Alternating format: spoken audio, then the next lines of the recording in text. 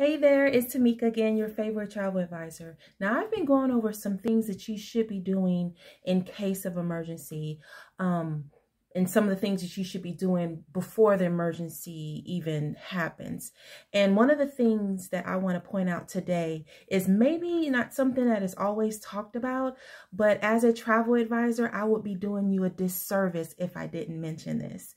And that is securing emergency funds. Now that is whether it is cash on hand in your bank, your credit card, whatever denomination it is, you want to make sure that you have enough money at the bare minimum to buy either a plane ticket home or a flight home, rent a car, whatever it takes for you to get home. You want to make sure that you have at least that amount in emergency funding. And then too, of course, if you have insurance, you're able to recoup that money back to you, so you'll get it back.